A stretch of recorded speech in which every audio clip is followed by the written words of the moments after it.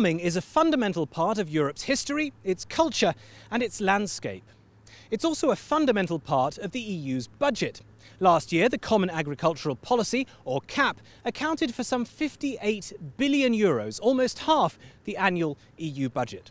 Now, farmers in Europe play a vital role in our everyday lives, growing the food we eat. But they're also custodians of the environment, preserving and protecting it for future generations. The question of how to balance agricultural production with environmental protection is at the heart of the European Commission's vision for the development of the CAP. The Commission has just unveiled its blueprint for the latest round of CAP reform. Commissioner for Agriculture and Rural Development, Dacian Cioloș, a member of our EPP political family, has been responsible for drawing up the proposals. He told EPP TV that farmers have a duty to support the environment and that the EU has a duty to support farmers in this task. First and foremost, farmers are producers of food, but at the same time farmers also work with public goods such as soil. So what we are proposing is to have farmers who are not only economically competitive, but who also take into account all the various aspects linked to the good management of natural resources. This increasing emphasis on environmental responsibility at the heart of the CAP is not accidental. It's part of the Commission's attempt to persuade Europe's citizens that farming is on the right track. And persuading citizens is important because MEPs, who represent those citizens, now have a direct role in legislating on the CAP. Until December 2009, national governments alone were responsible for policy on agriculture and rural development. But the Lisbon Treaty has put the European Parliament and the Council on an equal footing. So the Commission has been considering from the start the European Parliament's likely response, as Irish MEP and former agriculture journalist Mairead McGuinness explains. I think this is a most dramatic moment for the European Parliament and for negotiations, because remember past reforms, they sometimes happen late into the night. The Parliament, your opinion might be taken into account and ignored, but now we're in a very different position. There is a huge responsibility on the Council and the Parliament to work together to do what it is best for European agriculture and for European consumers. The dynamics are going to be fascinating. In the public imagination, the CAP has not always been a success.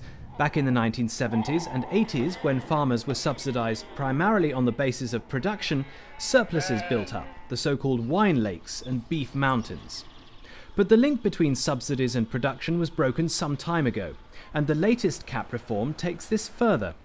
Around a third of the direct income support payments to farmers will be dependent on measures they take to protect the environment. Such measures include leaving at least 7% of their land fallow, growing a mixture of crops with no one crop accounting for more than 70% of the total, and maintaining permanent pasture. Many consumers will welcome a more environmental approach, but Mairead McGuinness thinks we shouldn't lose sight of the fact that agriculture is first and foremost about producing food. I think all of us want a good environment. The question is, we have to look at the implications of being prescriptive about how people farm with food security concerns and environmental concerns. So yes, in these reforms we see a dramatic shift, more environment, but I think when the Parliament looks at them, we will be trying to amend them in a way which makes sure that we can do both, that we can have a good environment but also have food production in Europe, because I think that's central for farmers and for consumers. The CAP is divided into two so-called pillars, and the first pillar relates to agricultural markets.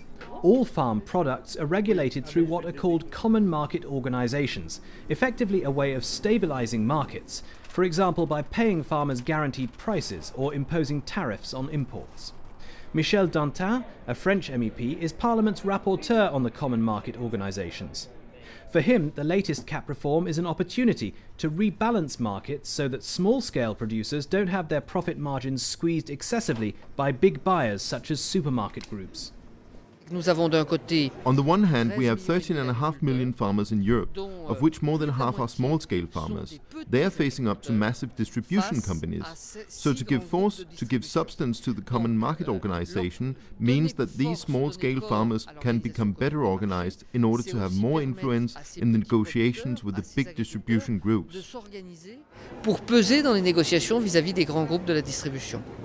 The second pillar of the CAP concerns the environment and rural development, making communities in the countryside stronger and more sustainable through targeted investment.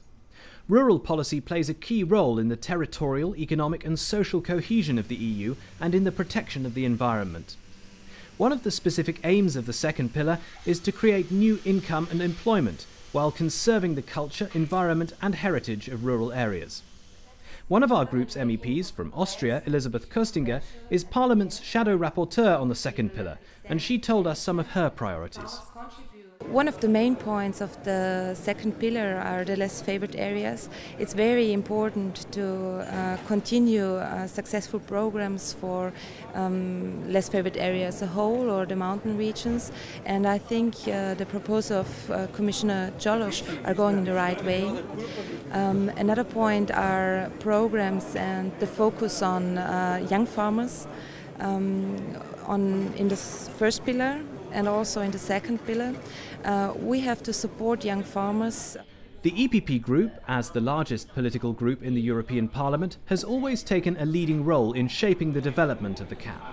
Going forward, our group will have a decisive position in the final legislative text that emerges from the Commission's proposal. Generally, the EPP Group's priorities and strategic focuses have been given due prominence by the Commission. However, as EPP Group spokesman on agriculture Albert Dess explains, there's still room for improvement. There are some of our priorities reflected in the proposal, for instance the multi-pillar system of the CAP. There is a first pillar for direct payments and the second pillar for rural development. But I still feel there is not enough clarity with regard to these pillars. They are too mixed up. This interaction of the pillars is not one of our priorities, so we will amend the proposal to ensure that our vision is better taken into account. Wir möchten hier schon versuchen, dass unsere Prioritäten noch mehr Berücksichtigung finden. Since the Lisbon Treaty has come into force, the European Parliament has not been afraid to use its new powers to assert its democratic authority. So will this happen with CAP reform? Will MEPs cause headaches for Commissioner Cioloş? He thinks that's unlikely because fundamentally most MEPs share a vision of agriculture and the role it plays in supporting our everyday lives here in Europe. I don't think there will be much opposition. There will be discussions with different points of view. The question is no longer whether we want a common agricultural policy or not, or whether we want farming to be intensive or green. The question is how to help the farmers do their job and how to help consumers. I will listen to those with different opinions. I listen to different groups of member states, and of course I listen to the Parliament too, which will for the first time play an essential role in this process. It's on days like this that you realise that farming is not a job for the faint-hearted. Farmers are out in all weathers, growing our food and working with nature. Now, our group believes that farming is vital to Europe's identity, an identity that requires commitment and investment.